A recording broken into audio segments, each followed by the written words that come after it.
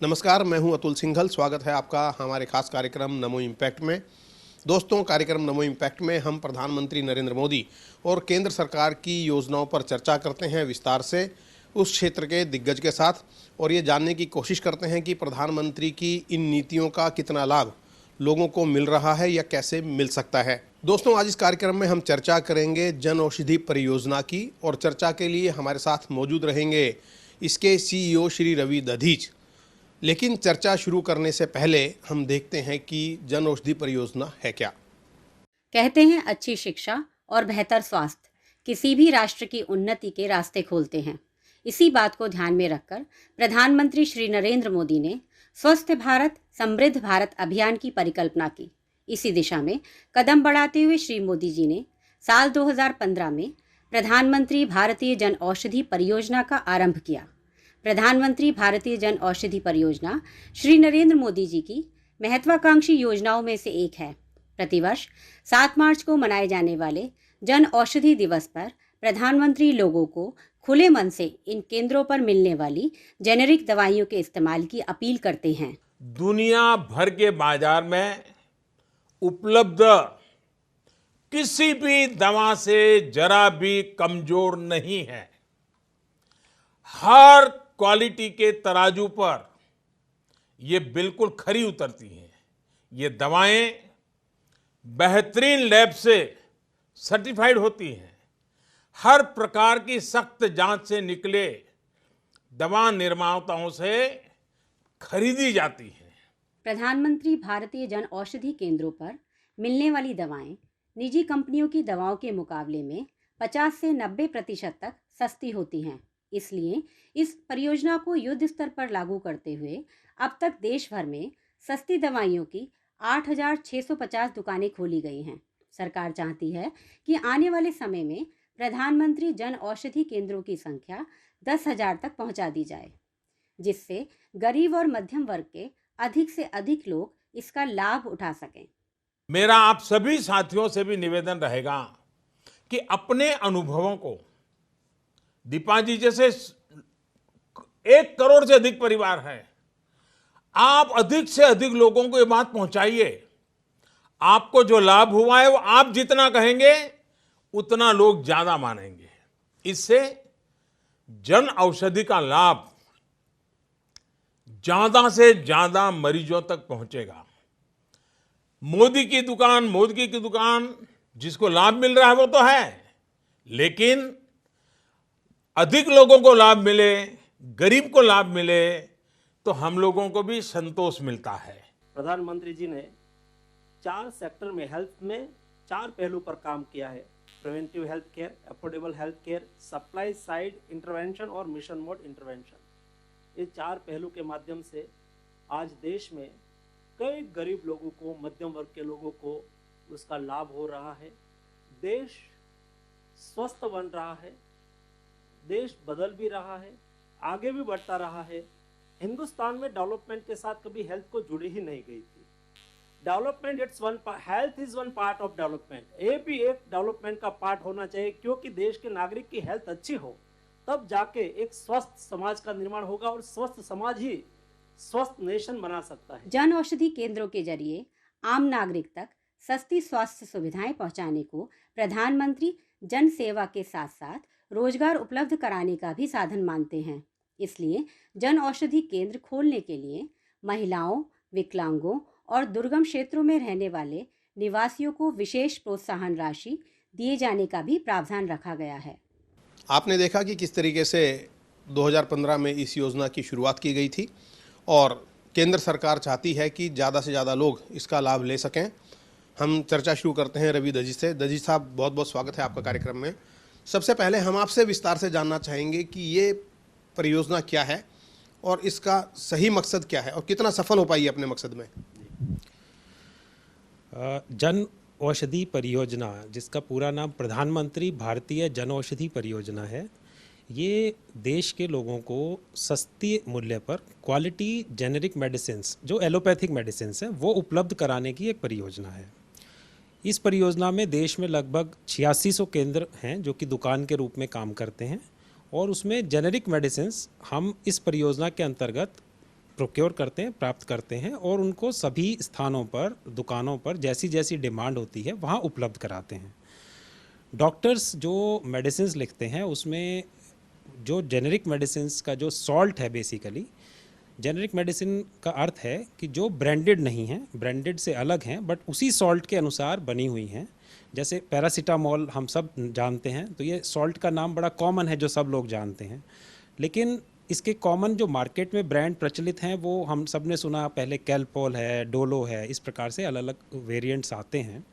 तो लोगों को जब हम डॉक्टर्स को भी प्रेरित करते हैं कि आप जेनेरिक मेडिसिन लिखें, और उसके अनुसार हम लोग जब ये उपलब्ध करवाते हैं दवाइयाँ दुकानों पर, लोगों को काफ़ी कम कीमत पर ये दवाइयाँ उपलब्ध होती हैं, जिससे कि उनका अपना मासिक खर्च जो दवाइयों पर है, जो कि लोगों के लिए और पर्टिकुलरली गरीब लोगों के लिए काफ़ी एक बर्डन है, तो वो इस बचत के आधार पर अपना घर में किसी और काम में इस पैसे को यूज़ कर सकते हैं। देश में जैसा मैंने बताया आपको 8600 ऐसे केंद्र हैं, लगभग 1450 दवाइयाँ अभी हमारे बास्केट में हैं जो कि उपलब्ध हैं, और इसके अलावा 240 सर्जिकल आइटम्स भी उपलब्ध हैं, जिसको कि हर क्षेत्र में आप जाकर ले सकते हैं। पिछले कुछ वर्षों रवि जी, आपने कहा कि डॉक्टर्स जो दवाइयाँ लिखते हैं और जो साल्ट का नाम लिखते हैं उस हिसाब से मुहैया करवाई जाती हैं दवाइयाँ, लेकिन ज़्यादातर डॉक्टर्स ब्रांड का नाम लिखते हैं, और ऐसे में जो भोक्ता है, जो पेशेंट है, उसके साथ समस्या रहती है कि कैसे इन दवाइयों का इस्तेमाल करें और कैसे वो ले। इस दिशा में कुछ कार्य किया जा रहा है आपकी तरफ से? इसके लिए भारत सरकार के निर्देश हैं कि सभी डॉक्टर्स जेनेरिक मेडिसिन ही लिखेंगे, और अलग अलग राज्यों में भी इसके बारे में आदेश पारित किए गए हैं। तो जब डॉक्टर्स को किसी एक स्पेसिफिक ब्रांड का नाम लिख के वो सॉल्ट का नाम लिखेंगे तो लोग आसानी से जा कर के ये दवाइयाँ ले सकते हैं। दूसरी बात है, यदि उस व्यक्ति को डॉक्टर ने कोई दवाई ब्रांडेड लिख भी दी है, वो यदि प्रधानमंत्री जनऔषधि केंद्र पर जाएगा तो वहाँ पे जो उपलब्ध कर्मचारी हैं वो उसकी मदद करेंगे, और उसके कॉरस्पॉन्डिंग जो दवाई जेनेरिक मेडिसिन अवेलेबल है, जो कि करीब करीब 50 से 90% सस्ती है मूल्य में, वो उसको उपलब्ध करा देंगे। और साथ ही तीसरा एक और है कि एक सुगम ऐप है, जो सुगम ऐप में आप मेडिसिन को सर्च कर सकते हैं, उसमें उसके नाम को यदि आप डालेंगे दवाई का, तो उसके कॉरस्पॉन्डिंग जेनेरिक मेडिसिन कौन सी है ये भी पता चल सकता है, और ब्रांडेड मेडिसिन कौन सी है, और उसकी कीमत भी पता चल जाएगी। और साथ ही अपनी घर के पड़ोस में 1 किलोमीटर में या 10 किलोमीटर की रेंज में कौन सी ये दुकानें उपलब्ध हैं, उसकी भी जानकारी प्राप्त हो सकती है। ये तो आपने बहुत अच्छा बताया कि सुगम ऐप है जिसको डाउनलोड किया जा सकता है, और उससे दवाई का नाम या जेनेरिक मेडिसिन कौन सी है ये पता चल सकता है। लेकिन एक गुणवत्ता का विषय हमेशा आता है, और जब बात करते हैं मध्यम वर्गीय या निम्न मध्यम वर्गीय लोगों की, तो ये लगता है कि गरीब लोगों के लिए है और गुणवत्ता से उनका कोई ज़्यादा लेना देना नहीं है। हालांकि प्रधानमंत्री जी बार बार इस बात को कहते हैं, दोहराते हैं कि गुणवत्ता बहुत अच्छी है इन दवाइयों की, लेकिन लोग विश्वास नहीं कर पा रहे हैं। उस दिशा में क्या कार्य चल रहा है आपका? तो इसके लिए हम समुचित प्रचार और प्रसार करने का प्रयास कर रहे हैं। उसके साथ ही ये सभी दवाइयाँ, इसका WHO GMP एक स्टैंडर्ड है, तो उन जो मैन्युफैक्चरर है उसको उसी स्टैंडर्ड के अनुसार पहली बात तो ये दवाइयाँ बनानी हैं। तो फर्स्ट स्टेज पर जो मैन्युफैक्चरर सप्लायर हैं वो इसको चेक करके उसका सर्टिफिकेशन हमें देते हैं। जब दवाइयाँ हमारे वेयर हाउस में आती हैं, उसको सेकंड स्टेज पे हम दवाइयों को दोबारा से NABL एक्रेडिटेड लैब्स के अंदर हर बैच को चेक करने के लिए भेजते हैं, और उसकी जो गुणवत्ता है उसको इंश्योर किया जाता है, और उसका जो परसेंटेज है, जो कि किसी कारण से दवाइयों का जो कहीं किसी नॉट ऑफ स्टैंडर्ड क्वालिटी हो, वो बहुत ही कम है। जो सामान्य बाज़ार की दवाइयाँ मिलती हैं उससे भी 10 गुना कम हमारी दवाइयाँ कभी कभी किसी कारण से ऐसा होता है कि जो उपयुक्त ना पाई गई। लेकिन लोगों का जो जनरल परसेप्शन है उसको बदलने की ज़रूरत है कि जो जेनेरिक दवाइयाँ सेम कंडीशंस में बनाई जाती हैं, और कई वही प्रकार की कंपनियां इनको बना रही हैं जो पूरी तरह जिनकी टेक्नोलॉजी है, और गुणवत्ता पर हमारा सबसे ज़्यादा फोकस है। मतलब आप आश्वस्त कर रहे हैं लोगों को कि क्वालिटी से कोई कंप्रोमाइज़ नहीं है इन दवाइयों में? जी, कम कीमत का मतलब ये नहीं है कि क्वालिटी पर हम कॉम्प्रोमाइज़ कर रहे हैं। बिल्कुल उचित क्वालिटी, और हर समय वो क्वालिटी हर समय बरकरार रहे दवाई की पूरी शेल्फ लाइफ के दौरान, इसको पूरा निश्चित तौर पर इस पे सबसे ज़्यादा फोकस है, क्योंकि जन औषधि योजना का मुख्य आधार ही क्वालिटी है। जी, इसमें एक सवाल और था रवि जी कि महिलाओं को रोजगार देने के लिए रोजगार के अवसर पैदा किए जा रहे हैं, महिलाएं काफ़ी इससे जुड़ी हुई हैं। एक तो हम जानना चाहेंगे इसकी क्या योजना है महिलाओं के लिए। दूसरा, इसको 10,000 केंद्र खोलने का लक्ष्य था और प्रधानमंत्री जी का ये भी कहना था कि कम से कम 75 जिले ऐसे हों जिसमें 75 दुकानें खुलें। क्या उस लक्ष्य को हम लोगों ने हासिल किया? जो अभी हमारी 8600 दुकानें अभी चल रही हैं पूरे देश में, और अगले वर्ष तक का जो टारगेट है वो 9300 दुकानों का, जन औषधि केंद्रों का है, वो हम निश्चित तौर पर अचीव कर लेंगे। इस वर्ष का 8300 था, उससे ज़्यादा ही 8600 ऑलरेडी हम पहुंच चुके हैं। और देश के सभी 739 जिलों में कम से कम एक दुकान अवश्य है। कुछ बड़े शहरों में जैसे डिमांड ज़्यादा है तो वहाँ पर ज़्यादा दुकान है। तो पहला तो ये आपका पार्ट जो प्रश्न का था कि कितना टारगेट अचीव हुआ, तो वो 10,000 का टारगेट 2024 तक का है, वो हम 10,500 का वो हम अचीव कर लेंगे।